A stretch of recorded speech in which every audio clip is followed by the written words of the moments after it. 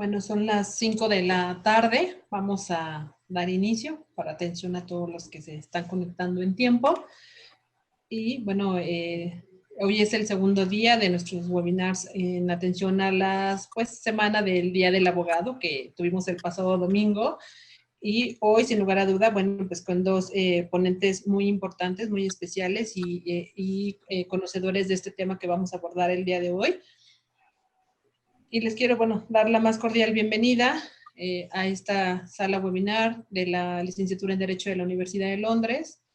Darles la bienvenida a todos los alumnos que nos acompañan, tanto del sistema presencial como de fin de semana y del área de posgrado, y todos los catedráticos igualmente de la Universidad de Londres, así como de algunas otras instituciones que nos acompañan por parte de ANFADE. Si me permiten, voy a darles una muy breve semblanza de nuestros invitados, para que después, bueno, pues ellos ya puedan pasar a hacer la presentación del tema. En primer lugar, pero no por orden de más o menos importancia, quiero presentarles a la maestra Dulce María Romero Mier y Terán. Ella es abogada egresada de la Universidad de las Américas y de la Escuela Libre de Derecho. Cuenta con una maestría en propiedad intelectual por la Universidad de Carlos III de Madrid.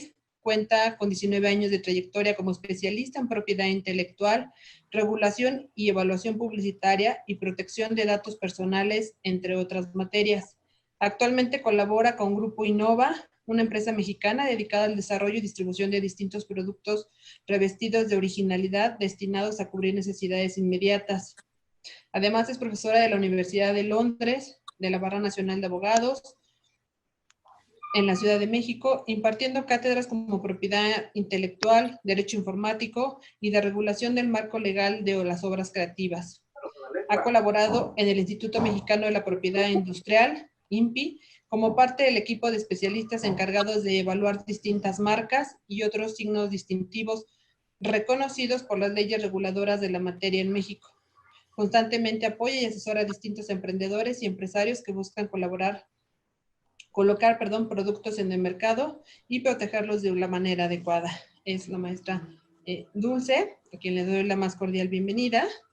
Y bueno, también muchas gracias, maestra, por el tiempo y el espacio. Y también quiero presentarles a nuestro siguiente invitado, que es el maestro Rubén Darcé Salazar Guerra. Él es abogado y especialista en Derecho Empresarial por la Facultad de Derecho de la Universidad Nacional Autónoma de México. Es egresado del máster en Abogacía Digital y Nuevas Tecnologías de la Universidad de Salamanca, España. Cuenta con más de 13 años de experiencia en el ámbito del derecho corporativo y derecho de las telecomunicaciones. Profesor de Derecho Informático en la Barra Nacional de Abogados, es miembro de Internet Society desde 2014 y secretario del Comité Legal de la Asociación Nacional de Proveedores de Internet Inalámbrico, AC. Actualmente se desempeña como socio responsable de las áreas de Derecho Corporativo y Contratos en el despacho Salazar y Solís Abogados, Sociedad Civil, firma especializada en Derecho de las Telecomunicaciones y materias afines. Es simplemente una breve semblanza de nuestros dos invitados por la trayectoria que ya traen de hace varios años, pero bueno, pues por razones de tiempo solo hicimos una pequeña referencia de su trayectoria laboral y bueno, pues les cedemos el espacio para que nos puedan compartir esta tarde sus experiencias y conocimientos sobre un tema novedoso que evidentemente está impactando sobre la situación que estamos viviendo en estos momentos. Y bueno, al final daremos un espacio para alguna sesión de preguntas y respuestas. Y también, bueno, pues estamos transmitiendo por Facebook Live para quienes nos estén siguiendo por ese medio. Les damos también la bienvenida. Gracias. Adelante, maestra, maestro Rubén. Pues muchas gracias por la invitación. Nosotros encantados de generar este tipo de foros, de análisis, de comentarios, inclusive de confrontación y a lo mejor de argumentación de cómo se está desenvolviendo hoy en día, pues todas las reformas derivadas principalmente de la entrada en vigor del Tratado de Libre Comercio, el TEMEC, que es Telecán mejorado, que entró en vigor a partir del 1 de julio del presente año y pues ahora sí que encantados de poder participar aquí con ustedes. Veo a muchas caras conocidas, eso me da muchísimo gusto. Y pues esperemos que todo lo que platiquemos el día de hoy, sobre todo, deje mucho espacio para la reflexión, tanto como profesionistas, como estudiantes de la licenciatura en Derecho, de lo que viene para el futuro. Sobre todo, nos vamos a enfocar mucho el día de hoy en el tema de los derechos de autor, ¿no? Creo que esta reforma trae muchas aristas, trae muchos claroscuros y va a tener cambios significativos en toda la propiedad intelectual en general, pero hoy nos vamos a abocar específicamente a qué sucede con los derechos de autor, que es lo que en realidad ha levantado muchísima ámpula. De hecho, ha levantado la inconformidad de muchos activistas defensores de los digitales. Vamos a ver qué tanta razón tienen en este tema y cómo repercute todo. Han, de hecho, pues enviado mucha publicidad en este sentido de las sanciones penales que inclusive incorporaron como reformas al Código Penal. ¿Qué tanta responsabilidad tenemos como consumidores de contenidos y como usuarios de contenidos en Internet de incurrir en una responsabilidad penal al violar estos candados digitales, ¿no? Entonces, pues vamos a comenzar, esperemos que sea de su interés. Y bueno, pues se vale emitir todo tipo de preguntas. Vamos a llevar a cabo la presentación. En primer lugar, comienza una servidora, pero lo queremos hacer como a manera de plática, no queremos hacerlo como una presentación tan acartonada o que parezca que al final les vamos a evaluar y a aplicar un examen y van a reprobar.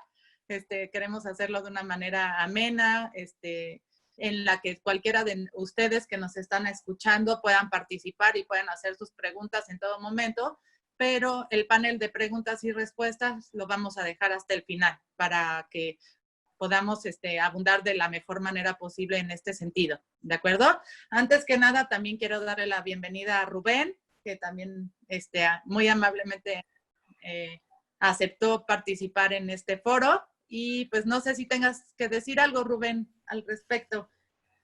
Pues, ¿qué tal? Muy buenas tardes a todos. Primero, pues gracias por la invitación. Es un placer estar con todos ustedes y un honor estar al lado de Dulce, que merece todos mis respetos y es una gran especialista en la materia, sobre todo en este punto que vamos a tocar, que es derechos de autor. Como ya lo comentó ella, creo que estamos en un momento histórico que es un parteaguas.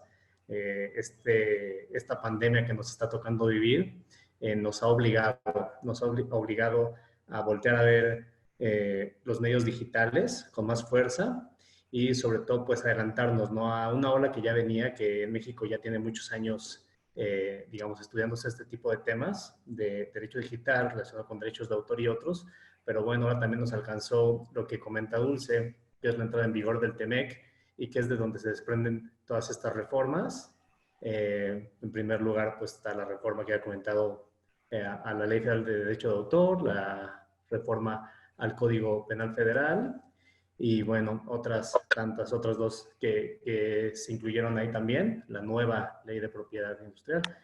Y bueno, como comentó Dulce, vamos a hacer esto como una conversación y bueno, te dejo la palabra. Gracias. Veo que por ahí compartieron un contenido que no es nuestro y justo es curioso que estemos hablando de este tema y sucede este incidente. ¿Alguien nos está compartiendo algo que quiera, ahora sí que compartir de alguna manera con nosotros o por algún interés? Entonces sí le pediría que dejara de compartirlo porque no puedo incluir la presentación. No sé si por ahí nos ayudan a dejarlo de compartir. Es que no sé quién es, Lick. Dice que la pantalla es de René Casas, algo así. ¿René Casas? O sí, si usted está viendo la pantalla de René Casas. Sí. René, ¿estás por ahí o quieres comunicarnos algo en lo particular? ¿Quién es ese? Esa parte lo pueden ver en configuración para que no puedan compartir pantalla. Ajá, pero ¿cómo le pongo en configuración? Porque si quito compartir pantalla, ya tampoco dejo a la maestra. Sí, ese es el tema. ¿Quieres preguntar algo? Sí, se puede preguntar. Sí, porque no está René Casas. Por ahí hay una, bueno, la persona que parece como René se puede pedir que se retire si no es una persona o alumno de la clase. No, no está dentro. No, ya lo busqué y no está. ¿No puedes expulsarlo tú, Sonia? Pues no, es que no se veía entre los participantes. Ya dejó de compartir. Bien, entonces, pues es curioso que platicando de este tema se dan estas cosas. Pero bueno, en este sentido, ahora sí ya puedo compartir con libertad. Y bueno, pues aquí está nuestra presentación. Y pues nada, comenzamos de alguna manera. Bueno, pues si bien saben, desde hace prácticamente 2 años, el gobierno mexicano estuvo renegociando la actualización y renovación de nuestro Tratado de Libre Comercio, de lo que anteriormente identificábamos como el Telecán, ¿de acuerdo? En este sentido, bueno, esta fue una negociación que comienza el gobierno de Peña Nieto, de nuestro presidente Peña Nieto, expresidente, y posteriormente concluye ya el actual gobierno de Andrés Manuel López Obrador. Así, después de varias negociaciones y de varias pláticas, se decide la firma y la actualización del TEMEC, que es este Tratado de México, Estados Unidos y Canadá, y se acuerda que la entrada en vigor entraría a partir del 1 de julio de este año, ¿no? Tiene muy poquito de haber iniciado vigencia. Con ello, pues lo que se busca es una actualización de todos los acuerdos económicos y principalmente comerciales que de alguna manera pues rigen a este país y en principio también establecen una relación muy oportuna con nuestro principal socio comercial que es Estados Unidos, y por supuesto que también en este sentido una relación óptima con Canadá no nos cae nada mal, ¿no? Es así que derivado de esta renegociación del Tratado de Libre Comercio, pues trae como consecuencia la reforma, digamos ahora sí, con bisturí, vamos a explicarlo así, de leyes en materia de propiedad intelectual, derivado de lo que se establece propiamente en el capítulo 20 de este propio TEMEC, que tiene muchísimos apartados, y de alguna manera se pide una reforma estructural que tiene como consecuencias reformas importantes al Código Penal Federal, la creación de una nueva ley de protección a la propiedad industrial y reformas significativas a la Ley Federal del Derecho de Autor, ¿no? Además de toda una nueva introducción de leyes muy, muy importantes en materia de comercio que vienen a fortalecer pues toda esta relación comercial que tenemos con Estados Unidos y Canadá, y que también trata de pues ponernos en una posición frente a los demás países más efectiva, ¿no? Más activa también. En este sentido, todo lo que en principio el Tratado de Libre Comercio ya había incluye en este articulado en materia de propiedad intelectual, el capítulo 20 específicamente, no incluye nada que no se hubiera ya tratado en la firma de otros tratados internacionales de los que México es parte. De hecho, pues todo esto también se deriva de la adición que México ratifica al Tratado Transpacífico, ¿no? Que es otro de los tratados sumamente importantes que México ratifica en el año de 2018 y que con ello, bueno, pues se convierte en miembro activo de este bloque comercial que también incluye la presencia por lo pronto de 11 países miembros, aunque tiene muchísimos más, para, digamos, tener una relación comercial con muchos otros países de manera oportuna. En este sentido, pues, de lo que vamos a platicar el día de hoy es específicamente de estas reformas principalmente a la Ley Federal de Derecho de Autor, ¿no? Es en lo que nos vamos a abocar el día de hoy. Nosotros con mucho gusto, si en adelante quisieran que platicáramos de todos los demás temas, sobre todo lo que incluye la Ley Federal de Protección a la Propiedad Industrial, que entrará en vigor el próximo mes de noviembre, pues también podemos tener un panel vinculado con estos temas que vienen sumamente interesantes y que incluyen muchos temas nuevos que reconocer en materia de propiedad industrial propiamente, ¿no?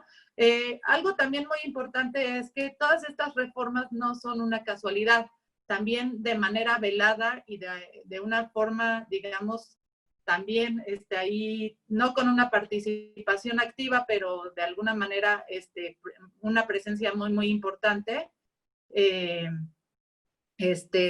También ya se ha estado negociando y ya también no tarda en entrar en vigor un nuevo tratado de libre comercio con la Comunidad Económica Europea, el Telecuem, ¿no? Entonces también por ahí todo esto va concatenado y va a ir unido de alguna manera a toda una serie de reformas y relaciones político-comerciales que México trata de establecer para fortalecer de alguna manera ahora sí que su economía y de alguna manera garantizar que esta sea un poco más sustentable, ¿no? En este sentido, pues propiamente el Tratado de Libre Comercio establece, como les había comentado en este artículo 20, que tiene muchos apartaditos, pero aquí resumí los que yo siento que son los más importantes en materia de propiedad intelectual. Menciona claramente que se debe contribuir a la promoción de innovación tecnológica, ¿no? Este tratado trata de fortalecer mucho esta situación, la transferencia y difusión de la tecnología de modo que favorezca el bienestar social y económico, así como el equilibrio de los derechos y obligaciones, también se vuelve ahí un tema significativo. Y sobre todo el artículo 20.3-2 menciona claramente todas estas medidas que el propio tratado invita a los Estados miembros de alguna manera a implementar para prevenir el abuso de los derechos de propiedad intelectual en lo particular, para evitar incurrir en prácticas que limiten de manera injustificable el comercio o afecten negativamente la transferencia internacional de tecnología, ¿no? En este sentido. También, bueno, el propio tratado en otros de sus apartados del artículo 20, pues menciona en el 20.8 estos principios de trato nacional, y bueno, este principio de trato nacional no es nuevo, es un principio que ya está establecido en muchos otros tratados, donde pues hablamos precisamente de que todos los Estados miembros van a recibir el mismo trato y no podrán recibir un trato menos favorable al otorgado que sus propios nacionales, ¿no? Otro de los principios que este tratado comercial establece es la creación, esto es muy importante y vamos a ver cómo se va a ir desenvolviendo y llevando a cabo, pero es la creación de un comité de derechos de propiedad intelectual integrado por los 3 países miembros, ¿no? Integrado por un representante de cada estado. Vamos a ver cómo el gobierno mexicano va a determinar quién va a representar a México en este comité, si va a ser el director del INPI, el director del INDAUTOR, o el propio secretario de Cultura, el secretario de Economía. Vamos a ver quién.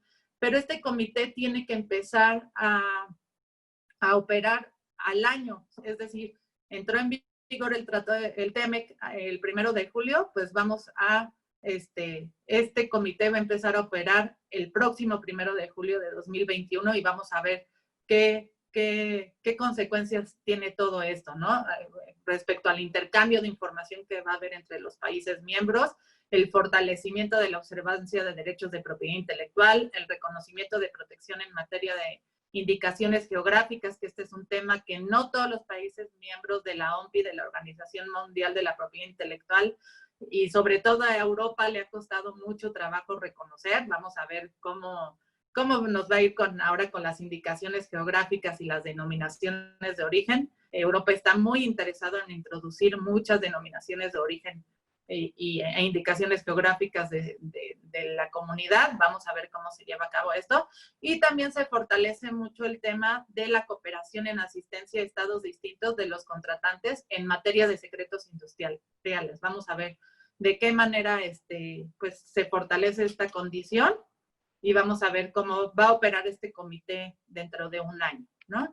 En este sentido, ya para cederle también ya la palabra a Rubén, que tiene muchas cosas que contarnos, pues el artículo 20.79 es muy claro en el tema de la observancia de los derechos. Es decir, compromete a cada estado contratante a asegurar en su ordenamiento jurídico. Es por eso que se hicieron estas reformas tan quirúrgicas, no sé si sea la palabra adecuada, que establezcan procedimientos de observancia de los derechos de propiedad intelectual, que en principio pues permiten la adopción de medidas eficaces contra una acción infractora, es decir, de manera preventiva, de manera precautoria, la inclusión de recursos ágiles para prevenir infracciones, la inclusión de recursos para la disuasión de futuras infracciones. Esto es muy interesante, cómo se busca disuadir a los consumidores de derechos, sobre todo, para que no incurran en estas faltas. Y también nos invitan a prever la adopción de medidas cautelares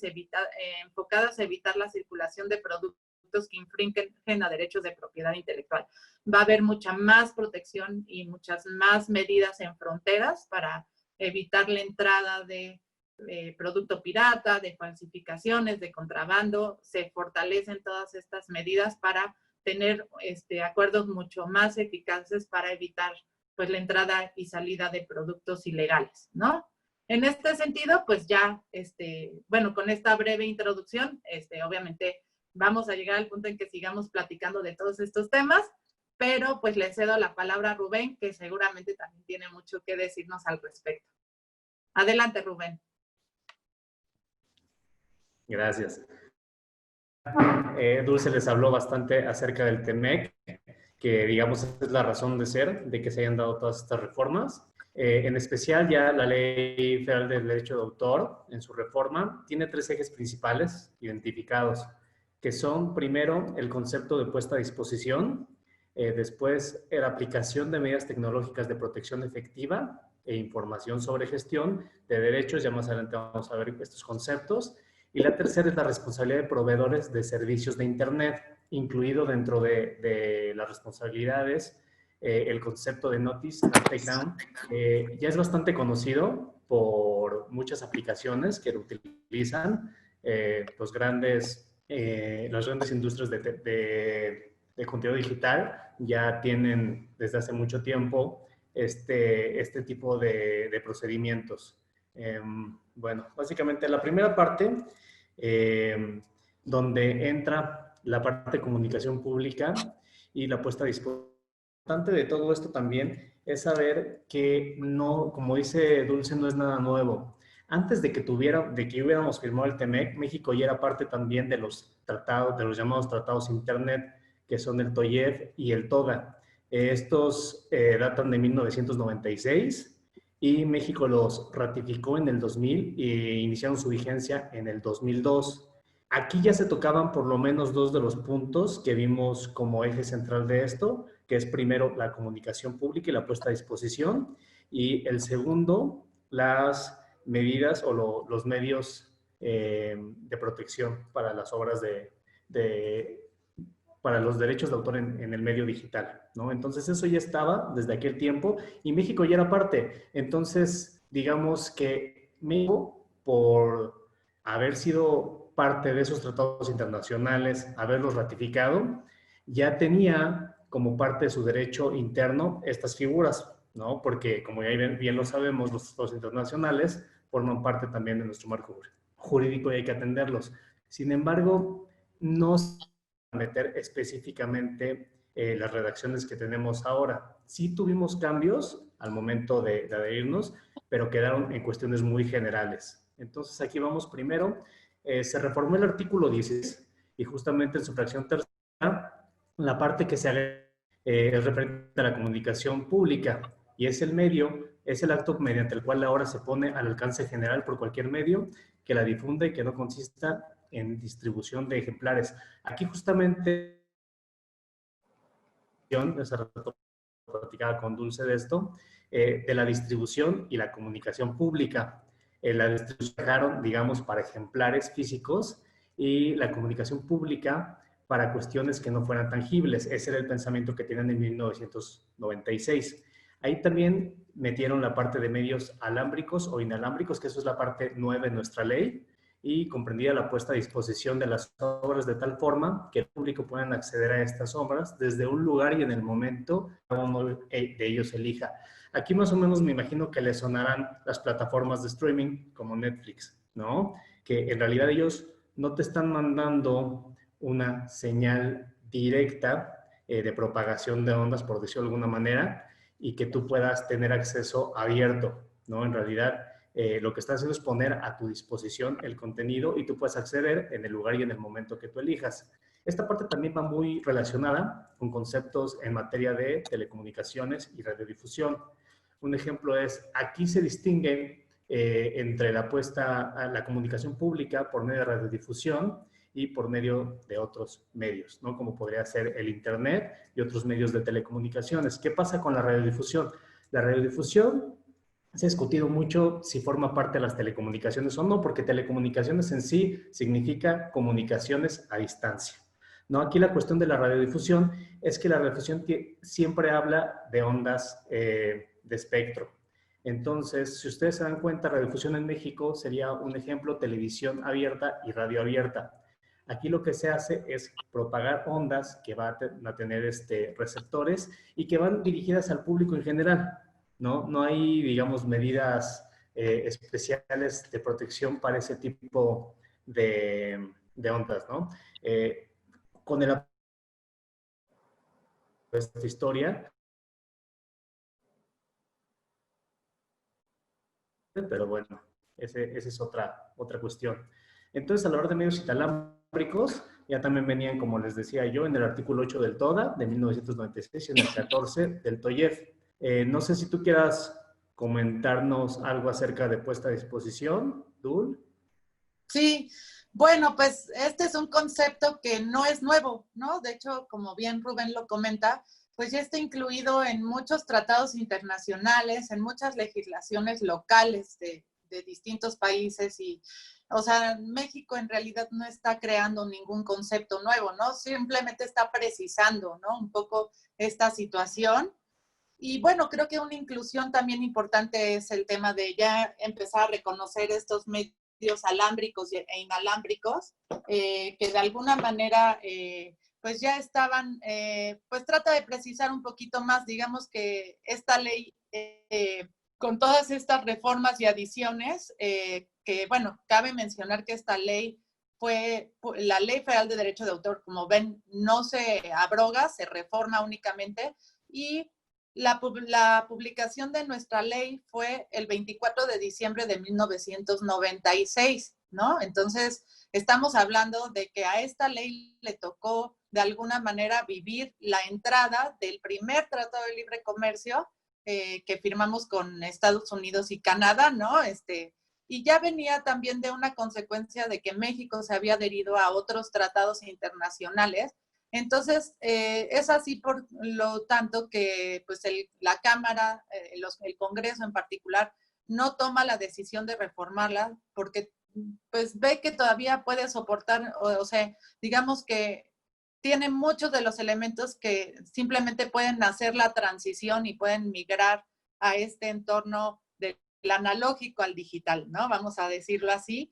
Y que de alguna manera con esta modalidad de puesta a disposición sí puede haber una confusión entre si es una modalidad propia de la comunicación pública, que sería importante definirles qué es la comunicación pública en este sentido, es la presentación de una obra ante un público o un grupo determinado de personas, ¿no?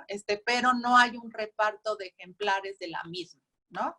Como tal. Ya con la distribución de una obra se puede entender que sí hay una reproducción de la obra y que sí se tendría que de alguna manera en ocasiones entregar un ejemplar de la misma. pero ahí la ley nos genera un poco de confusión porque incluye este término de modalidad de puesta a disposición, tanto en este artículo 16, donde nos quedaría claro que forma parte de la comunicación pública, pero luego lo vuelve a agregar en el artículo 27, donde empieza a generar la confusión si es más una distribución de una obra que una comunicación pública. Pero bueno, son cuestiones que en adelante seguramente se aclararán y que pues generarán jurisprudencia y otros elementos que en el reglamento seguramente también mencionarán algún tema, pero sí, este concepto de la modalidad de puesta a disposición ya se introduce como tal en la Ley Federal de Derecho de Autor. Adelante, ¿te cambio la diapositiva? Perfecto. Sí, nada más la parte de medios alámbricos y inalámbricos, y estamos hablando de medios de transmisión. No es importante eso que dice Dul, porque ahora sí tomamos en cuenta todos los medios de transmisión, ¿no? Entonces podemos hablar de espectro radioeléctrico, podemos hablar de cables de fibra óptica, podemos hablar de cables submarinos, cualquier medio. Y eso va un poquito de la mano también con un tema que vamos a tratar más adelante, y esto que dice Dulce de si es distribución o si es comunicación al público en la modalidad de puesta a disposición, por la tecnología que se utiliza también para hacer todo este tipo de transmisiones. ¿Qué pasa cuando llega a un servidor caché, cuando llega a un proveedor de hosting? ¿Qué es lo que está haciendo él? Hacer una copia temporal o permanente del propio contenido protegido por derechos de autor. Entonces es bastante interesante esa parte. Si quieres, pasamos a la siguiente, Dul. Sí. Ok, perfecto. Aquí, artículo 106, también hay varios artículos que se reformaron justamente en esta parte. Se le agregó la parte de comunicación pública de los programas o de los contenidos sujetos a la protección de derechos de autor y también derechos conexos, que eso ahorita tú seguro se los platicará mejor porque viene mucho de derechos conexos y le agregaron en todos lados la parte de derechos conexos. Y bueno, también dice incluir la puesta a disposición pública del mismo. Aquí solamente queremos resaltar otra vez esto porque creemos que si entendemos bien el concepto de comunicación pública y el concepto de puesta a disposición, podemos entender esta primera parte de las reformas que se hicieron a la ley. La siguiente, Dur, si quieres. Sí. Ok, aquí los titulares de los derechos patrimoniales podrán autorizar o prohibir. Es igual, ¿no? Aquí ya nos metemos a medios tecnológicos y este artículo ya estaba hablando de acceso público por medio de telecomunicaciones, ¿no? Y aquí ya le agregamos incluir la banda ancha e internet. Aquí, como les comentaba yo, el concepto de telecomunicaciones es nada más comunicaciones a distancia. Aquí repercute también que venga banda ancha e internet porque son conceptos muy importantes en nuestro entorno digital y ahora desde el 2013-2014 también en nuestro marco jurídico. Porque en 2013 se llevó a cabo la reforma en materia de telecomunicaciones, la reforma constitucional, y al año siguiente inició su vigencia la Ley Federal de Telecomunicaciones y Radiodifusión.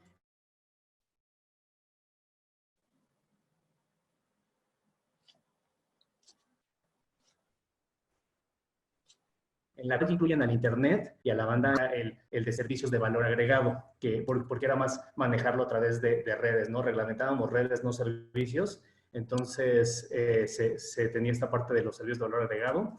Entonces pasa a ser un servicio público de telecomunicaciones y aún más allá pasa a ser una garantía constitucional, ¿no? Por eso el propio artículo 6 de la Constitución ahora nos habla de que tiene derecho al acceso a banda ancha. Entonces es muy importante que esté también aquí reflejado porque se nota la actualización que estamos haciendo del marco jurídico en materia de derechos de autor.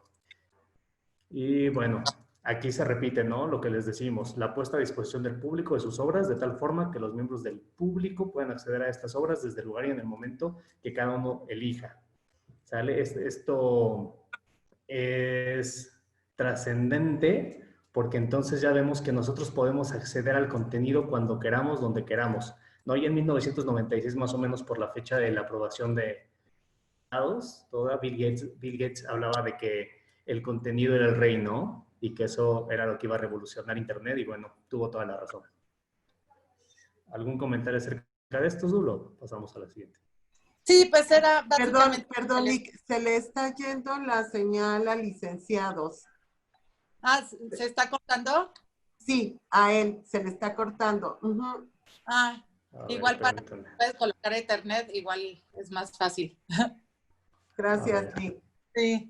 Bueno, pues en este sentido, para no perder la continuidad de la presentación, yo les puedo decir que este es el tema, ¿no? Ya se abre la ley a todo tipo de modalidad de transmisión de contenidos, ¿no? Tanto por medios alámbricos como por medios inalámbricos, situación que ya estaba bastante reconocida en el artículo 17 de esta misma ley, ¿no? Pero viene a precisar de una manera, a modernizar, sería como la palabra, ¿no?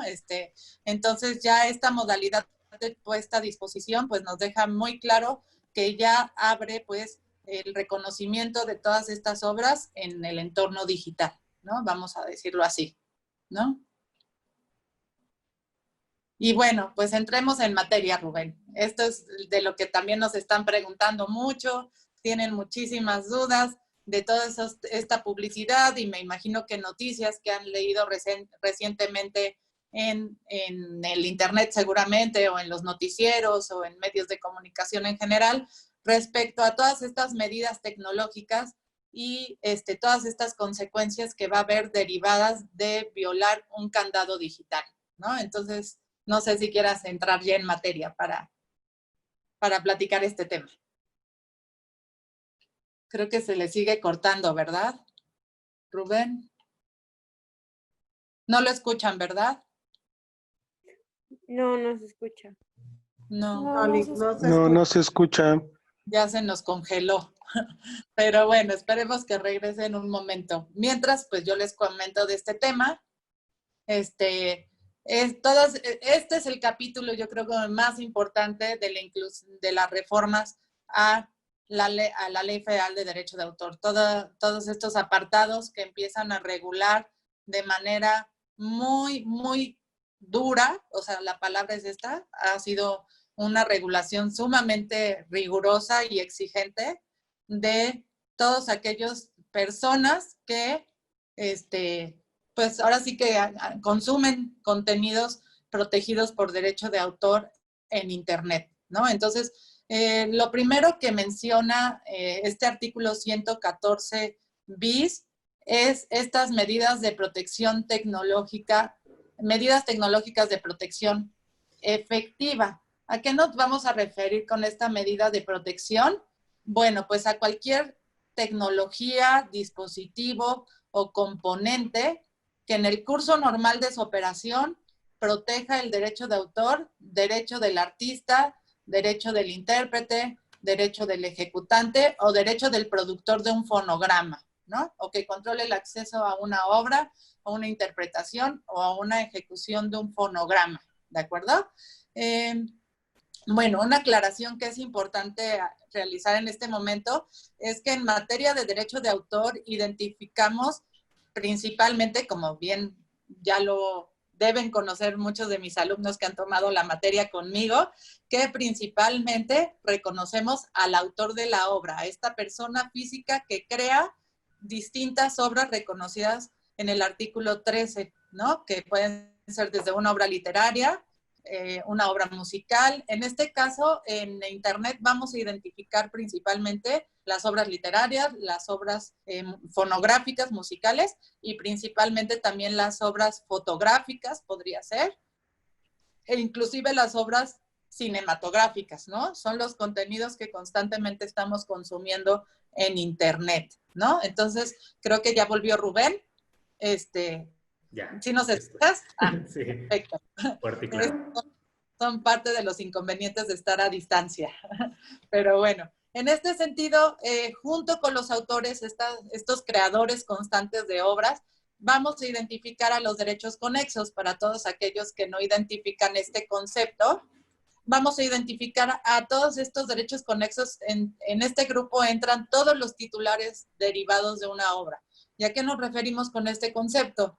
Bueno, pues en este caso vamos a incluir a los artistas, a los intérpretes, a los ejecutantes, a los productores de fonogramas, a los productores de videogramas, a los organismos de radiodifusión e inclusive a los editores literarios, ¿no? Todos estos, este grupo de colaboradores, vamos a decirlo así, de empresas, en este caso sí pueden entrar las empresas a desarrollar creativamente una obra, son los titulares derivados. ¿Por qué? Porque ellos no crearon la obra, pero de alguna manera la editan, la mejoran, la intervienen, le hacen adaptaciones, le hacen una serie de cambios que de alguna manera pues son necesarios para poner a disposición la obra, específicamente en este caso que estamos hablando de Internet, ¿no? Entonces, con estas reformas también algo significativo es que prácticamente ponen a todos estos titulares de derechos conexos, le hace Disney, le hace Warner, le hace Universal y la empresa que ustedes quieran, Fox, la que ustedes quieran, al mismo nivel jerárquico que los autores, ¿de acuerdo? Y para el consumo de todos estos contenidos, ahora también se le va a tener que solicitar autorización a estos derechos conexos, ¿de acuerdo? Entonces, ahora la cadena de intermediarios para poder consumir directamente los derechos de autor en Internet es un poquito más. No es que anteriormente los derechos conexos no tuvieran derecho a decidir sobre las obras, al contrario, siempre lo han tenido, ¿no? Sobre estas mejoras, estas interpretaciones, todo esto, siempre lo han tenido, pero en esta ocasión estas reformas le dan el mismo nivel jerárquico que a un autor, ¿no? Entonces vamos a ver cómo se va a empezar a desarrollar esto. Y pues hablando específicamente de las sanciones en lo particular, no sé si tengas algo que aportar, Rubén.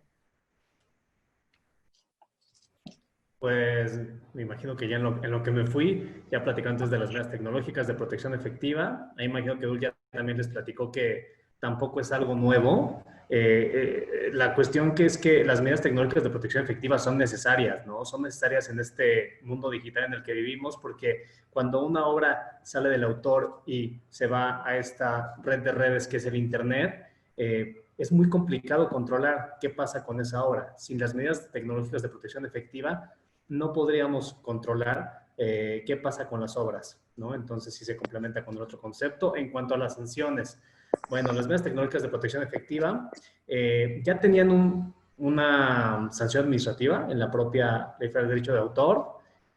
Ahora, lo que ha dado mucho de qué hablar es la parte que se agregó al Código Penal Federal, que justamente estamos hablando, no tengo la mano, pero si no me equivoco, de 12 a 6 años de prisión cuando se violen estas medidas tecnológicas de protección efectiva, pero debe ser con ciertas condiciones y en cada uno de los rubros siempre se establece el fin de lucro, ¿no? O sea, con el fin de lucro llevas a cabo la violación de algunas medidas tecnológicas, también se habla de la distribución, se habla de la venta y otras cuestiones que tienen que ver con estas medidas tecnológicas. Desde mi punto de vista, creo que todo lo que ha salido en redes sociales acerca de si tú compones tu celular o si le mueves algo, ya estarías violando esto. O, por ejemplo, si desbloqueas un PDF que no se puede imprimir en primera instancia y te metes a alguna página que te lo permite o desde el propio programa, pues bueno, ahí estaremos hablando de que no estás tú utilizándolo para un fin lucrativo, ¿no? Y que en todo caso, cuando se habla de dispositivos, el dueño del dispositivo eres tú. Entonces, creo que por ahí se puede ir y digo, se puede afinar todo lo que se hizo en esta reforma, pero a mí no me parece que vaya tanto en ese sentido, ¿no? Es 100% protección de los derechos de autor que yo creo que se lo merecen, ¿no? En toda la plenitud. Y tampoco creo que vaya en la parte de limitar la libertad de expresión, porque siempre se ha tenido este equilibrio, ¿no? Y justamente cuando hablamos de libertad de expresión, libertad de información, siempre tenemos que ver el punto medio donde podamos proteger a los autores para que estos sigan pues produciendo todo este material cultural y pues que se les proteja también, ¿no? Sí, en este sentido, pues es importante explicar un poco el panorama que se vive el día a día, ¿no? lamentablemente el usuario final de todos estos contenidos que se ponen a disposición en Internet, en muchas ocasiones ha confundido el principio de que todo lo que se encuentra en Internet es de uso libre, ¿no? Y lamentablemente, pues no es así, ¿no? Yo creo que es un tema más moral, un poco más cultural, el respeto a los derechos pues a reconocer en todo momento la autoría y de alguna manera también retribuir a este autor que en determinado momento, pues creó esta obra, ¿no? Sin embargo, bueno, derivado, como dice Rubén, de toda la información que se ha publicado en las redes sociales y en distintos medios de comunicación, hay muchos activistas digitales que están muy molestos por estas reformas a la ley. Entre ellos se encuentra artículo 19, R3D, Creative Commons y todos estos promotores del uso libre de acceso abierto a los contenidos en Internet, ¿no? Entonces, esto no se modifica, o sea, de hecho, la comunidad digital desde hace mucho tiempo ha promovido también esta inclusión a espacios de acceso abierto, tanto de obras, tanto de, pues, infinidad de contenidos que puedes encontrar en el entorno digital. Y también al final vamos a decir que la decisión de todo esto siempre la va a tener el autor, ¿no? El autor y ahora los derechos conexos, ¿no? En este sentido, si el autor decide adherirse desde el principio a una licencia de uso libre o de código abierto, pues lo va a tener que mencionar ahora sí que de manera clara y concisa para que el usuario final, que somos todos nosotros, sepamos claramente que esa obra sí está libre de uso y que se permite la libre utilización de la misma, ¿no? Todo esto ha generado mucho temor, mucho temor, sobre todo por las sanciones tan punitivas y privativas de la libertad. ¿Por qué lo habrá decidido ahora sí que el Congreso así? Es un tema que inclusive pues hay que ser honestos, ¿no? Esta ley se decidió al cuarto para el ratito, como dicen por ahí, el 29 de junio, entonces pues se darán cuenta que si el tema que entraba el 1 de julio, pues no había mucho tiempo para decidir. Se presentaron sobre la mesa varias iniciativas y en este sentido, también mucho de lo que se critica es que con la entrada al Tratado de Libre Comercio, se tenían 3 años para discutir todas estas medidas tecnológicas, ¿no? Es lo que también se discute muchísimo, ¿no? Entonces, pues bueno, al final lo resolvieron así, pero coincido con Rubén en que en ningún momento esta ley es violatoria ni de los derechos humanos, ni del acceso a la información, y mucho menos del debido proceso, ¿no? Que también se ha criticado mucho este tema. Sin embargo, todos estos activistas digitales han decidido, bueno, ya le pidieron a la Comisión Nacional de Derechos Humanos que interviniera e inclusive van a presentar acciones de inconstitucionalidad, ¿no? Respecto a estas reformas, ¿no? Vamos a ver cómo actúa ahora el Poder Judicial en este sentido, pero pues sí, se ha sembrado mucho temor, ¿no? Pero creo que es un tema más bien cultural y de educación, el hecho de entender que no todo lo que está disponible en Internet se puede utilizar libremente y sobre todo algo que comentó muchísimo Rubén, siempre y cuando se busque el ánimo de lucro, ¿no? Porque desde antes de la reforma, nuestra ley ya establece límites y excepciones al uso de los derechos de autor, ¿no? Que se establecen claramente en el artículo 148 de nuestra ley, que es este derecho de cita, este derecho a fotografiar las obras que se encuentran en la vía pública, a esta crítica científica y de investigación, que también está reconocida, difusión de temas de actualidad, o sea, no, lo que quiero también comunicar, yo sé que muchos compañeros que están aquí reunidos son profesores, no teman de compartir contenidos reconocidos por el derecho de autor, simplemente hay que hacerlo de la forma correcta, ¿no? No sé si tengas algo más que agregar, Rubén, para ya empezar el panel de preguntas y respuestas, que creo que sí, nos va a faltar un tema muy interesante. Sí. Pues nada más, justamente agregar que inclusive hay legislaciones que ya tienen también dentro de su sistema jurídico medidas tecnológicas de protección efectiva y como lo comenta Dulce, lo vinculan directamente con estos límites al derecho de autor, ¿no? En la propia redacción de los artículos que hablan de las medidas efectivas, nuestra ley también trae algunas excepciones, pero no van enfocado a esos puntos, pero sí hay legislaciones que lo vinculan directamente a las limitaciones que en su legislación se tengan al derecho de autor, ¿no? Entonces, yo creo que, como dice Dulce, aquí una no excluye a la otra, ¿no? Al momento de que tú tengas medidas tecnológicas de protección efectiva, pero ese contenido tenga una licencia de uso libre, como dice Dulce, o que tengamos el derecho al uso justo, por decirlo de alguna manera, o que caigamos en alguna de estas limitaciones al derecho de autor, no creo que haya ningún problema. Pero bueno, ¿quieres que hablemos un poquito del tema que nos faltó un tanto, que es el último, que es el de responsabilidades Sí, bueno, vamos a acotar aquí que además de las medidas tecnológicas de protección efectiva, también se agrega este tema sobre la gestión de derechos, ¿no? Que permite a pues todos estos promotores de los derechos de autor en Internet agregarle códigos y avisos, datos, información que identifiquen perfectamente que la obra está protegida por el derecho de autor, ¿no? Vamos a ver en este sentido qué implementación y qué códigos, me imagino que el reglamento lo va a esclarecer mucho más en este sentido, para poder que nosotros como usuarios finales sepamos claramente cuando una obra esté protegida por derecho de autor en el entorno digital, ¿no?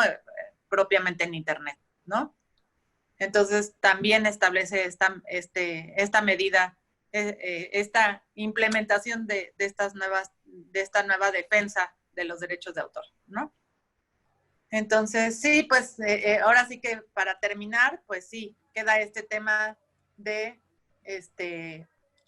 todos estos artículos, si bien sabemos, establecen también, no podemos decir que son límites ni excepciones, sino ahí no sé cómo calificarlo, porque no es una aplicación al artículo 148. Así es, no, por eso lo pusimos. ¿Qué no se considera violación en relación con la elusión o evasión de medidas, no? Así sí. Dice, ¿qué no se considera violación si no sería una extensión? Sí, es como, pues, ahora sí que excepciones a las infracciones, podríamos decirlo así. Exactamente, así es. Pero bueno, todas estas personas que se dedican a la ciberseguridad, todas estas personas que se dedican a modificar o a reparar dispositivos digitales, no incluyen en ninguna responsabilidad, o sea, modificar el hardware de un producto o inclusive el software por temas que no tengan que ver con derecho de autor, no están incluyendo en ninguna de estas responsabilidades. Cuando se toquen temas de seguridad nacional, etcétera, etcétera, pues no estamos aquí tocando ningún, no se está violando ningún derecho de autor, ¿no? No se están violando estos candados digitales, ¿no? Así y bueno, es que llegamos a este artículo, ¿no? El que también es muy interesante, el 114 Octis, que si así quieres es. De hecho, abundar un poquito, Rubén. Para los que no saben qué sigue después del BIS, ya estamos hasta el Octis. Bueno, aquí esta es la parte que a mí sí se me hace totalmente novedosa en la ley, por lo menos en la ley mexicana, porque inclusive en los tratados de Internet no se tocó este tema. No se tocó este tema y entonces desde entonces vamos... mexicano.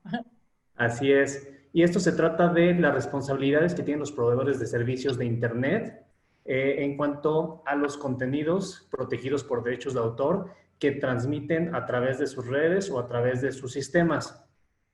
¿Por qué es importante limitar esta responsabilidad? Les contaremos que por ahí de 1995-96 también, junto con estos tratados, estuvo platicando de este tema. En Estados Unidos hubo una corriente hace tiempo que quería que los responsables de todo lo que estuviera en redes, hablando de redes de Internet, de redes de telecomunicaciones, fueran los operadores de servicios de Internet o los proveedores de servicios de Internet. Esto fue una iniciativa. Después los proveedores salieron a decir, oye, no, yo no voy a ser responsable de todo lo que esté transitando a través de Internet. Esto se llevó un poquito a las discusiones de los tratados Internet. No se dijo nada. No se dijo nada al respecto. Esto pareció una victoria para los operadores de Internet, para los proveedores de servicios de Internet, porque no los obligaba a nada. Después de esto, se trabajó en la Digital Millennium Copyright Act, que es donde aparece por primera vez esta limitación. Y en el año, eso fue en el 98, en el año 2000, también se agrega el marco jurídico europeo en la directiva 2030, me parece, 2030. Pero bueno, ahora ya lo tenemos en nuestro marco jurídico derivado del tratado del TEMEC. Aquí primero, las dos legislaciones hacen una diferenciación entre tipos de proveedores de servicios de Internet. Hay que recordar que los proveedores de servicios de Internet son necesarios, son intermediarios necesarios. Sin ellos no existiría nada de lo que conocemos como Internet, no existiría esta parte de derechos digitales, no existiría nada de eso. Por mucho que hayan evolucionado todas las empresas como Amazon, como Google, siempre dependerán de redes de telecomunicaciones, ya sea públicas o privadas. Entonces es importantísimo por eso esta parte de qué pasa si yo soy un proveedor de servicios de Internet. Aquí, muy apegados al modelo estadounidense, dividimos entre proveedores de servicios de acceso a Internet. Aquí nos lo define como son quienes transmiten, enrutan, suministran conexiones para comunicaciones digitales en línea. Aquí nos dicen que debe ser sin modificación de contenido entre puntos específicos por el usuario que realiza el almacenamiento intermedio y transitorio en forma automática. Aquí, ¿quiénes podrían ser proveedores de servicios de acceso? Los carriers que conocemos, ¿no? Telmex, Alestra, Maxcom, etcétera. Ellos caerían en este rubro y son los que menos responsabilidad tienen, porque no puedes tú obligar, o hasta ahora no se ha obligado, a que un proveedor de servicios de Internet esté administrando su red y filtrando los contenidos que pasan. Imagínense cuántos bits de información, o sea, cuántos bits pasan día a día por las redes de telecomunicaciones públicas o privadas. Entonces se distingue entre esta primera parte, ¿no? Digamos, existe un concepto general que son proveedores de servicios de Internet. De ahí se subdividen en dos, que son los proveedores de servicios de acceso a Internet y los proveedores de servicios en línea. Aquí se subdivide a su vez en tres: almacenamiento temporal, almacenamiento a petición del usuario y direccionamiento, vinculación de usuarios a sitios en línea mediante el uso de herramientas de búsqueda de información, que se incluyen los hipervínculos y los directorios. ¿De qué estamos hablando para traducirlo? Estamos hablando en la primera, almacenamiento temporal. No sé si hayan oído hablar de los servidores caché. Este es el servicio de caching. Ellos temporalmente tienen la información. ¿Para qué se usa el caching? Para que la red de Internet funcione mejor. Yo pido una película en Netflix, ¿no? A través de mi cuenta. La primera vez tiene que viajar hasta el servidor donde se encuentra la hoja de esa película y regresar hasta mi equipo. Otros lo empiezan a hacer, esa película empieza a solicitarse mucho. Entonces, en lugar de irse hasta el servidor, se queda en un servidor caché que está en un lugar intermedio entre el servidor original y el mío, ¿no? Entonces, ese sería el servicio de cacheo. El almacenamiento a petición del usuario, este es el que se conoce como hosting, ¿no? Vas a alojar ahí tus contenidos porque tú lo estás solicitando. Y el tercero, ese es muy conocido y es lo que hace Google con buscadores o lo que hacen las páginas de enlace. Esta parte es muy interesante porque en el sistema europeo no existe en la directiva este último punto. Se quedan nada más en los dos primeros. Estados Unidos desde el inicio pone esta parte, aunque es bueno que lo tengamos ahora, en mi punto de vista, en la reglamentación, porque justamente los países europeos han adoptado dentro de las legislaciones internas este tipo de servicios también y los ha reglamentado porque la directiva no lo prohíbe, ¿vale? Si quieres la siguiente, Edu. Sí. Ok. Los proveedores de servicio de acceso a Internet. Aquí, ¿qué es lo importante? Lo importante es que va a haber una limitación a la responsabilidad de los proveedores de servicio a Internet. A esto se le llama puerto seguro o safe harbor. Cuando escuchan safe harbor, están hablando de esto, que puede ser el modelo europeo o el modelo estadounidense. La diferencia más notoria entre cada uno es que el modelo estadounidense incluye todo tipo de derechos, ¿no? Todo tipo de responsabilidades, y el modelo, más bien el modelo europeo es el que tiene todas las responsabilidades, y el modelo de Estados Unidos solamente habla de responsabilidades con relación a contenidos protegidos por derechos de autor, ¿no? Entonces, si tú tienes algo que tienes relacionado con una marca o con otro tipo de responsabilidades, no puedes ampararte en el puerto seguro, en el modelo de Estados Unidos, que es el que tenemos nosotros. Hay ciertos requisitos que necesitamos como operadores, como proveedores de servicios de Internet, para que no tengamos esa responsabilidad. Aquí, como ya lo vemos aquí, siempre que no iniciemos la cadena de transmisión de los materiales o contenidos, ni seleccionemos los materiales o contenidos de transmisión o destinatarios. ¿Esto cómo lo podemos traducir? Tener una actitud automática y pasiva. Nosotros no nos metemos en nada del contenido. Así es como tenemos esa excepción a la responsabilidad. ¿Sale? Aquí esto tampoco lo tiene la versión europea, la versión estadounidense sí, y aquí ya lo metemos nosotros porque va, digamos, conectado con lo que ya vimos de medidas, que vamos a incluir o no interferir con medidas tecnológicas efectivas estándar. ¿Aquí qué pasa? Yo no puedo tampoco decirle a un proveedor de servicios de Internet que debe de tener cierto software que sea una medida tecnológica efectiva, ¿no? O sea, que distinga todo el contenido que está pasando. Entonces, ¿qué es lo que se llegó en la ley? A hacer un consenso voluntario. Entonces, aquí vamos a llegar a que la industria de proveedores de servicio de Internet y los representantes o los propios autores van a llegar a un consenso de cuáles son las medidas que no van a ser un costo sustancial para los proveedores de servicio de Internet y tampoco impongan cargas sustanciales a sus redes, ¿no? O sea, si nosotros obligáramos a un proveedor de servicios, en este caso, por ejemplo, de acceso a Internet, que es el que estamos viendo ahorita, a tener un software de tantos millones, bueno, le cambiamos completamente el modelo de negocio que no tenía pensado. Entonces, estaríamos haciendo que tuviera una carga excesiva, ¿no? Entonces, por eso llegamos a la parte que es voluntario y que vamos a poner a disposición de manera no discriminatoria lo que hayamos acordado entre los proveedores de servicios de Internet y los autores o representantes de los autores, ¿vale? Ese es en el primer caso, los proveedores de servicios de Internet. Hay muchas otras que vienen, pero creo que estas son las más importantes. Los proveedores de servicios en línea. Nada más como corolario, en la versión europea sí se distingue entre el puerto seguro para los hosting y los caching. Aquí los metieron todos parejos, ¿no? Con las mismas obligaciones. ¿Por qué a mí sí se me hace importante e interesante que distingan entre el caching y el hosting? Hay una obligación, por ejemplo, en la regulación de España que dice que deben de tener actualizados los contenidos. ¿Por qué? Puede ser, y una obligación también cuando te notifiquen o tú tengas noticia de que el proveedor principal de los servicios, o el dueño principal de los derechos de autor, o donde está la página original, ya ha dejado de transmitir o ha dejado de tener en disposición ese contenido, hay que darlo de baja o borrarlo, porque acuérdate que tú lo que tienes es un servidor caché. ¿Qué pasa si tú tienes en tu servidor caché todavía una versión antigua por minutos, por horas o por días de una página que está del otro lado a la que ya le ordenaron bajar cierto contenido? Ahí habría un problema. Entonces, por eso a mí sí es más interesante que hubiese podido haber esta distinción, pero no la hay. Bueno, entonces aquí, ya para irnos un poquito más rápido, es igual. Tiene que llevar ciertas acciones para que no sea responsable, ¿no? Tienen que retirar y... Creo que se congeló. Sí, se congeló un poco, ¿no? Creo. Habilitar, suspender unilateral. Tenemos que notificar cualquier bajada del contenido. O sea, yo no puedo bajarlo y no tratar por lo menos, ¿sí me escuchan? Sí.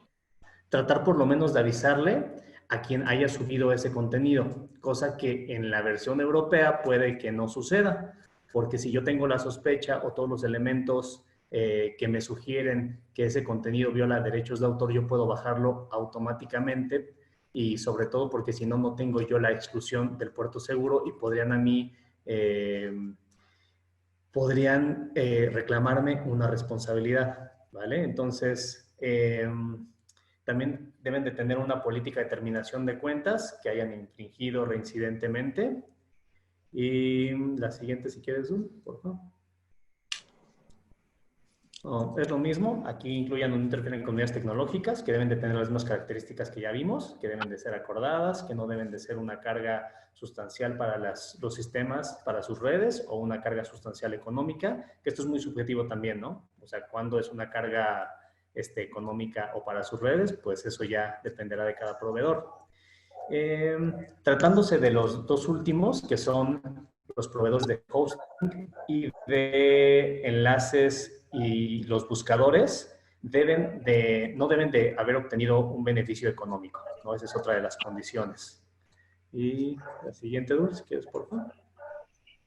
Esto es muy importante. No se incluye en la ley, y eso está bien, la obligación de los ISPs de supervisar o monitorear sus sistemas o redes para buscar activamente posibles violaciones al derecho de autor o derechos conexos. Y una parte que viene en la Ley Federal de Derechos de Autor que no sabemos qué hace ahí es el de que permite realizar un monitoreo proactivo para identificación de contenidos que atenten contra la dignidad humana o tengan por efecto menoscabar derechos y libertades. A mí me parece que ese último párrafo que le metieron a ese artículo no debería de estar ahí, debería estar en la Ley Federal de Telecomunicaciones y Radiodifusión, y de hecho ahí ya hay un capítulo completo que habla acerca de colaboración con Seguridad y Justicia, donde viene algo muy parecido. Y aquí lo decimos, ¿debería ser objeto de la Ley Federal de Derechos de Autor? Yo creo que no. ¿Quieres la siguiente, Dul? Bueno, el último punto muy importante de la limitación de responsabilidad es que se incluye lo que se conoce como Notice and Takedown. ¿Qué es esto? Que nosotros, o sea, yo si veo que alguien está infringiendo mis derechos de autor, le doy un aviso, hago de su conocimiento al proveedor de servicios de Internet que existe esa violación. Él tiene la obligación de bajar ese contenido, pero a su vez también dar parte a quien subió el contenido, ¿no? El supuesto infractor, para que él diga, oye, si no es, no es. Y se puede dar una respuesta también. Digamos, el supuesto infractor puede decir, ¿sabes qué? Sí es mío, sí es mío. En ese momento yo tengo la obligación como proveedor de servicios de Internet de volver a subir el contenido y comunicar a quien en un principio me había dicho que habían violado el derecho, que la respuesta de la otra parte, ¿no? Y esta obligación yo no la tendría solamente si se ha iniciado alguna controversia administrativa, civil o en este caso penal también, ¿no? Eso creo que a lo mejor Dulce quiere decir un poquito más porque es muy amplia esta parte de Notice and Takedown, pero este es el esquema general que se tiene para estas cuestiones. Bueno, pues nada más ya para concluir, porque ya nos pasamos del tiempo, pues sí, esta notificación ahora sí que de cese y retirada de Notice and Takedown, como se conoce en inglés, ya es una práctica habitual, que de hecho todos los que nos dedicamos a esta materia ya realizamos constantemente en distintas plataformas y en distintos sitios que la adhieren a sus términos y condiciones, ¿no? Obviamente es una réplica de lo que establece propiamente la Copyright Millennium Act, ¿no? De Estados Unidos, ¿no? En la que establece una obligación para estos proveedores de servicios de Internet de dar de baja este contenido presuntamente no consentido, violador de derechos de autor, en un término de 24 horas, ¿no? Este tema de la notificación de retirada, ahora sí que de notificación y retirada de estos contenidos, es el que ha levantado mucha ámpula entre todos estos protectores de derechos digitales, ¿no? Debido a que, pues, consideran que, pues, está violando este debido proceso y que de alguna manera, pues, no se le da la libertad de audiencia oportuna a todos estos responsables de la puesta a disposición del contenido. Sin embargo, la verdad es que son procesos bastante conciliatorios, yo creo que va más bien por ese lado, pero sí con una obligatoriedad de que si se acredita que el derecho de la obra no está amparada por un derecho de autor legítimo, pues se tendría que dar de baja, ¿no? Entonces, pues sí, hay muchos temas, como ven, se incluyen muchísimos temas sumamente técnicos que para muchos abogados dirán, bueno, ¿y por qué se incluyeron en la Ley Federal de Derecho de Autor? ¿Por qué no se incluyeron en la Ley Federal de Telecomunicaciones y Radiodifusión? ¿Por qué no se hizo una ley nueva, especial, que regule toda esta materia?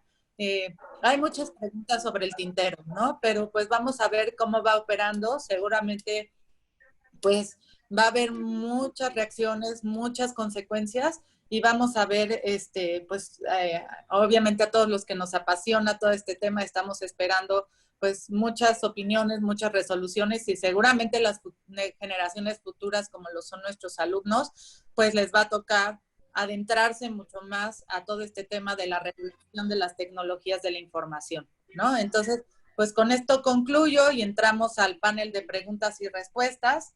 No sé si alguien quiera levantar la mano en lo particular o si quiere conservar el anonimato por medio del chat.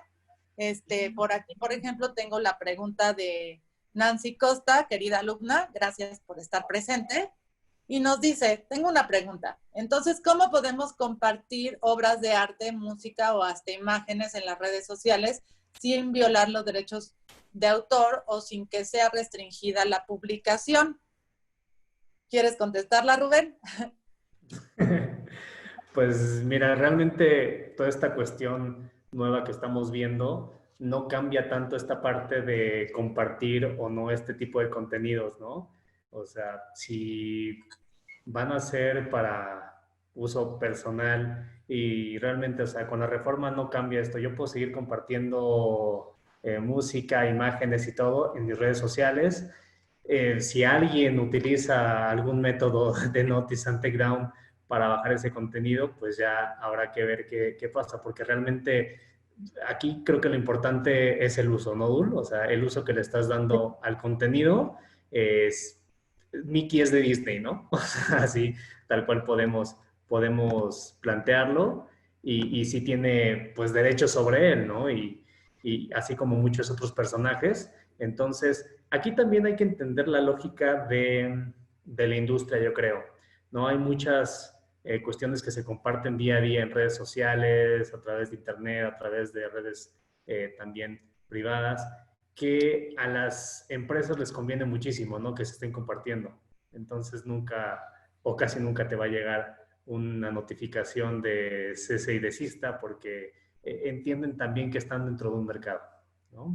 Tú, Dul, ¿qué opinas? Así es. Bueno, pues siempre y cuando utilices esta obra conforme a los límites y Exacto. de manera legítima, yo creo que no vas a tener ningún problema, no te van a meter a la cárcel, en principio, y sobre todo, pues siempre cerciorarte, o sea, creo que es importante que siempre verifiquemos que esa obra que consumamos en el entorno digital no restrinja de alguna manera este uso o esta reproducción de la obra de manera clara, por medio de la gestión de algún derecho o de la aplicación de una medida tecnológica, y en ese caso, si violamos el candado, pues obviamente sabemos que estamos cometiendo un acto ilícito, ¿no? Entonces, que ahora va a ser el tema es que ahora va a ser sancionado por penalmente, ¿no? Entonces, sabemos cómo se llevan los procesos aquí en México y pues sabemos nuestra realidad. Entonces, yo creo que todas estas medidas y los alcances penales fueron para disuadir de alguna manera a los usuarios, a los consumidores, a realizar todo este tipo de actos violatorios, pero insisto, finalmente cuando se persigue el ánimo de lucro, ¿no? Es lo que más se va a restringir, ¿no? Por ahí veo que también empiezan a colocar más preguntas. A ver, Si quieres te leo. En caso de una reparación de un equipo electrónico, si se cambia un componente por uno igual y no se modifica el software o el firmware o versión del dispositivo con la cual fue vendido, entendería que no se violan candados digitales ni afecta a la propiedad industrial del fabricante y no habría ningún problema, independientemente de que se cobre el servicio de reemplazo, pero no se modifica el software o el firmware. Sí, exactamente. O sea, la verdad es que mientras no te metas con contenidos de derechos de autor que tengan este tipo de medidas de protección efectiva, no hay ningún problema con moverle a toda la parte del hardware. Inclusive, metiéndote un poquito con el software, habría que ver si califica o no para una violación o para un delito, ¿no? O sea, ahí estamos platicando, por ejemplo, de una excepción de estas que no enunciamos todas, pero vienen en el artículo, échenle un ojito, y la primera es justamente habla de ingeniería inversa, ¿no? Y que podría haber un uso de buena fe y autorizado tal vez de ingeniería inversa. Entonces, sí habrá que ver los matices. Así es, se tienen que ver los matices y también es importante remarcar este punto. La ley insiste en todo momento en hablar de la buena fe, ¿no? O sea, siempre y cuando tú lo hayas hecho de buena fe, puedes entrar dentro, insisto, no sé cómo calificar estos límites, excepciones, evasión, ahora sí que es excepciones de una infracción, ¿no? Sería la calificación correcta. Pero es muy, muy insistente en que buena fe se presume, ¿no? En todos estos casos, ¿no? No sabemos si a contrario sensu, ¿no? Pero bueno. Sí, esa es buena plática de ayer, que ahí habla de buena fe, no se dice quién la tiene que acreditar, ¿no? Entonces, Sí, esa es una para que es cuestión.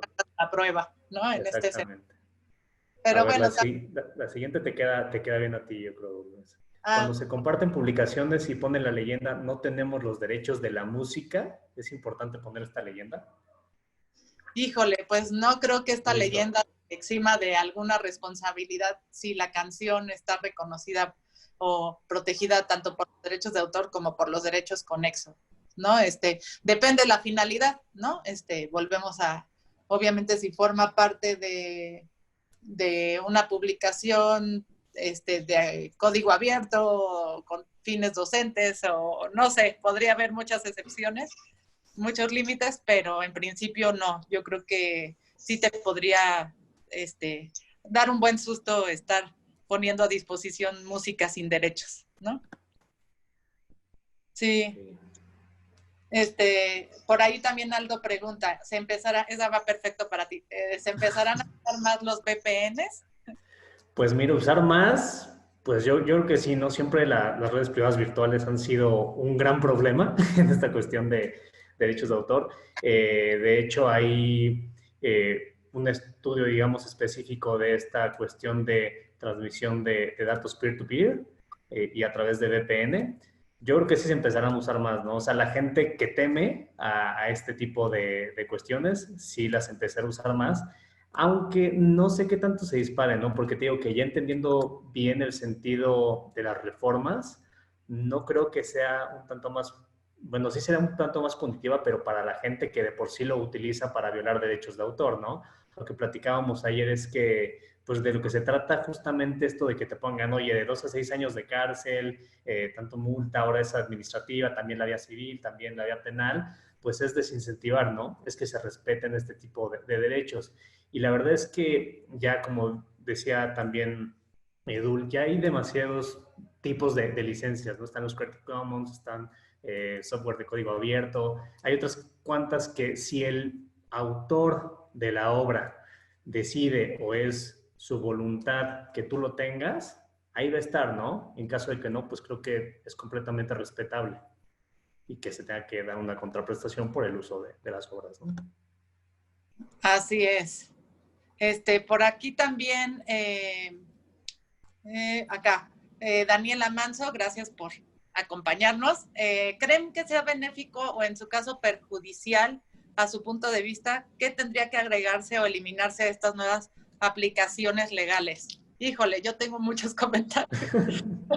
Pues yo creo que sí tendríamos que haber abundado un poco más con todo este tema de las políticas de fair use, del uso justo de las obras, ¿no? Creo que ahí podríamos haber abundado bastante con este tema.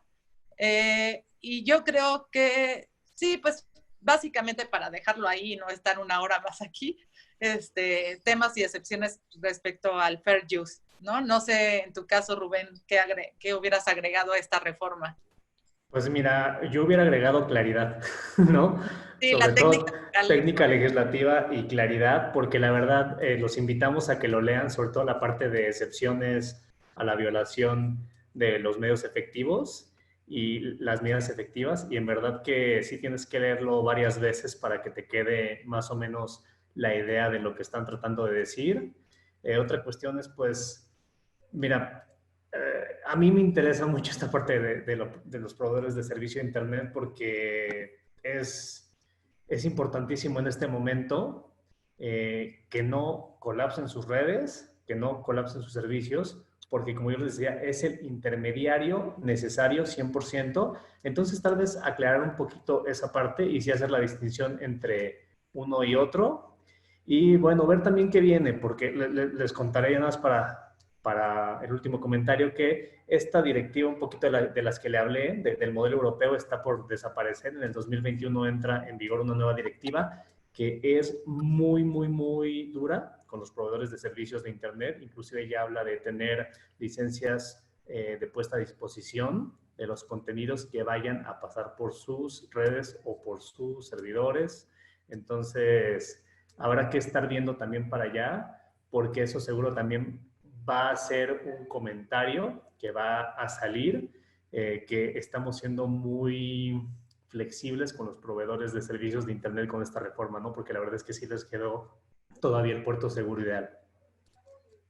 Sí, por ahí también nos preguntan, dice, Denise está muy participativa, lo cual agradezco muchísimo. Dice, dice Denise, en el supuesto de realizar una publicación, ya sea en redes sociales o en algún otro medio de comunicación, ¿sí sería importante citar al autor para no irrumpir en un delito? Sí, estos límites de siempre respetar el derecho de cita que establece el artículo 148 de la Ley Federal de Derecho de Autor se tiene que reconocer en todo momento.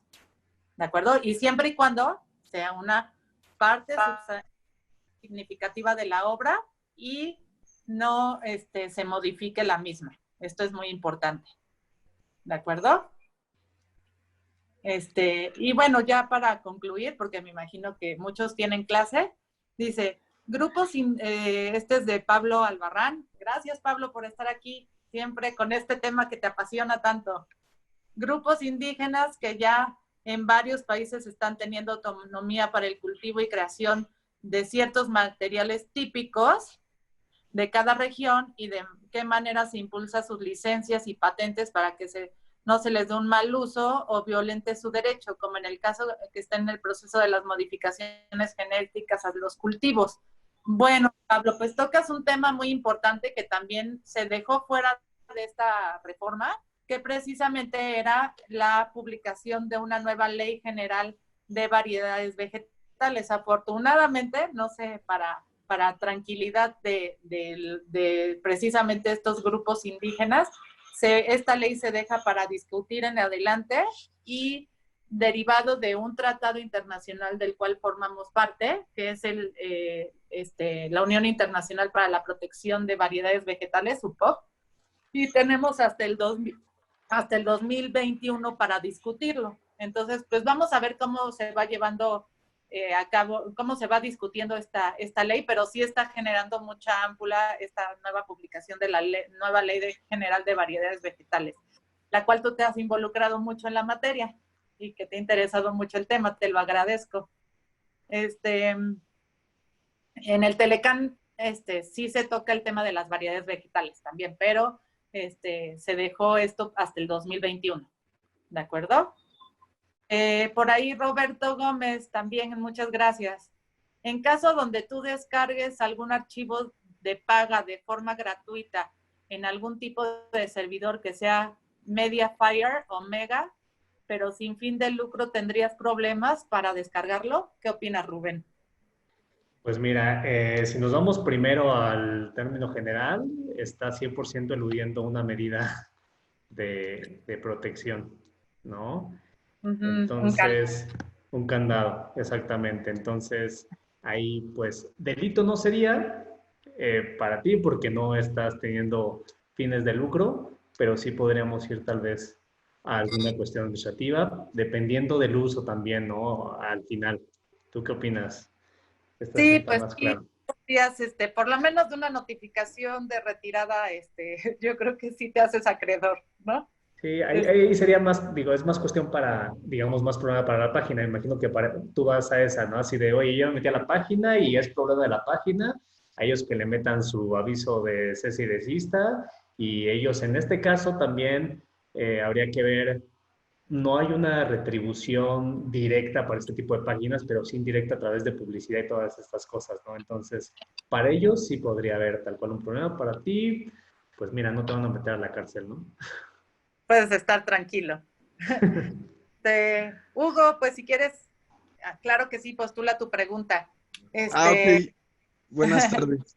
Buenas tardes. Y bueno, pues el comentario de Joaquín García Luna, gracias por estar aquí presente.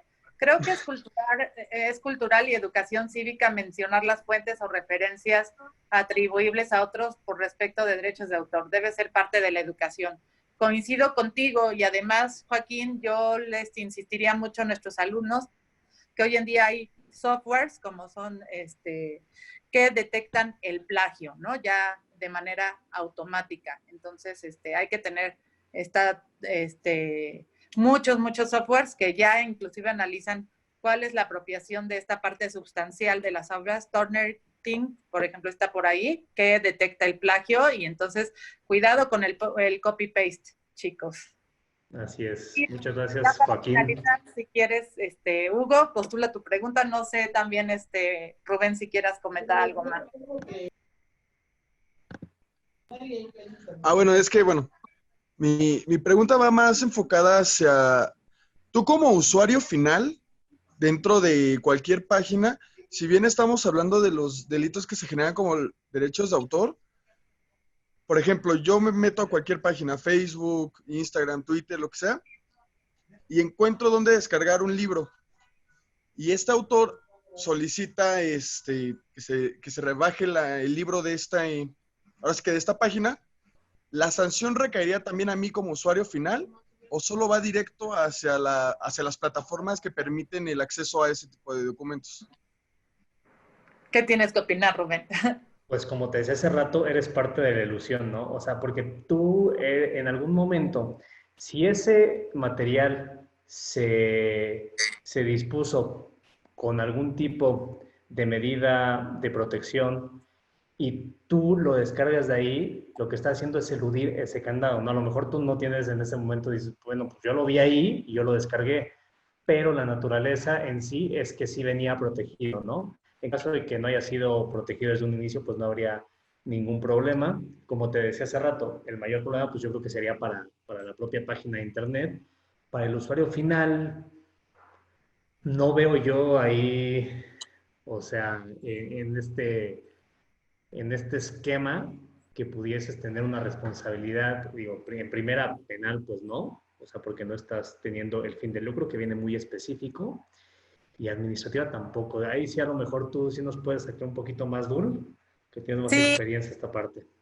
pues acuérdense que también el artículo 148 de la ley reconoce la copia privada, ¿no? Entonces, aunque también esa iniciativa para cobrar un canon, un impuesto sobre la copia privada todavía está en el tintero, ¿no?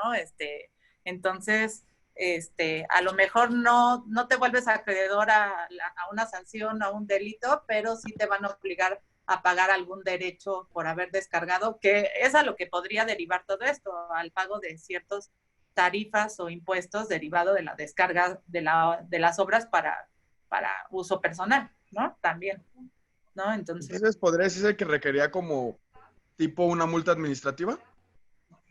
Sí, pues inclusive a lo mejor podrían darte de baja el perfil, ¿no? Si estamos hablando propiamente de Facebook, a lo mejor también habría que leer propiamente los términos y condiciones que establece el mismo Facebook para este tipo de violaciones, ¿no? Así es, pero con las nuevas obligaciones para los proveedores de servicios de Internet, tendrían que tener la política para dar de baja a un usuario que está llevando a cabo estas conductas.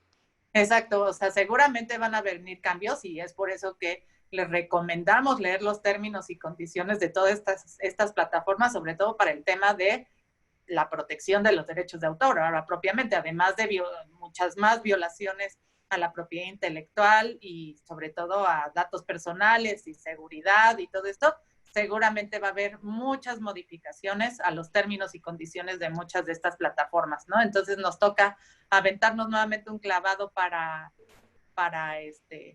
entender estas nuevas disposiciones. Y pues no sé si tengan algo más que agregar. Nosotros encantados de seguir aquí toda la tarde, pero pues entiendo que también tienen clases, muchos de ustedes, y algunos profesores también que darlas. Entonces, pues no sé si tengan algún otro comentario que más agregar. Y si no, pues damos por concluido este foro, este análisis de las reformas a la Ley Federal de Derecho de Autor, no sin antes agradecer la invitación de la Universidad de Londres por habernos invitado a compartir con ustedes todo esto que viene calientito, salido de Londres. Muchas gracias. Muchas gracias, maestra Dulce, maestro Rubén. Les agradecemos mucho la participación, el tiempo y estos comentarios. Sin lugar a duda, bueno, pues es un tema que nos va a generar todavía ahí grandes interrogantes. Como bien lo dice, es un tema súper de actualidad, ¿no? Novedoso. Y bueno, pues nos da gusto que nuestros alumnos pues estén al pendiente de estos temas. Ponemos aquí a nuestro alumno que participó con la última pregunta, alumno egresado, y que sin lugar a duda nos da gusto que sigan al pendiente de lo que se sigue haciendo dentro de la universidad para ellos.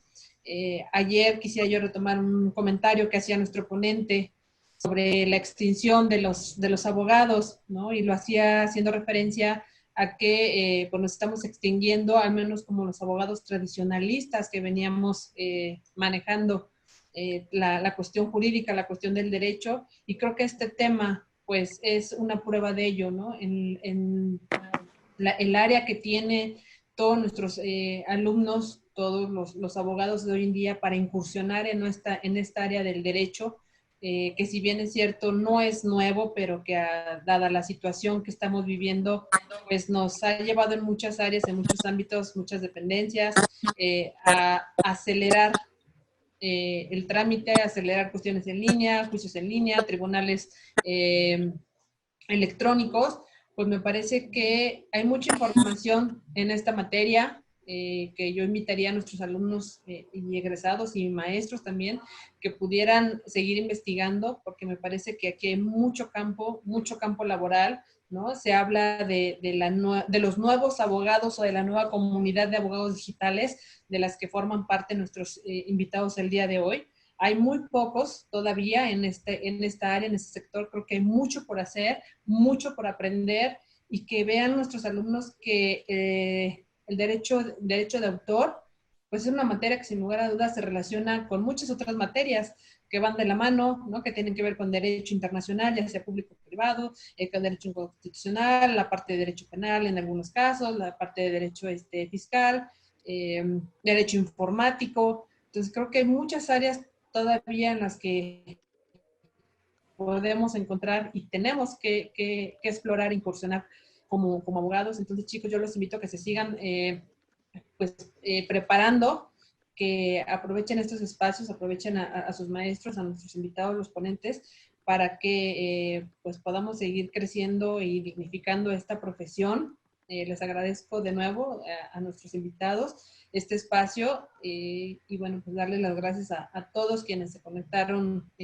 a través de esta plataforma y a través de las distintas redes sociales, y pues esperarlos mañana de nueva cuenta con un tema también, ¿no? de actualidad, ¿no? Y pues con esto damos por terminado. Pusimos un código QR para que lo pudieran descargar y solicitar también directamente las constancias de participación de quienes nos acompañaron pues el día de hoy. Pues muchísimas gracias, nos vemos el día de mañana.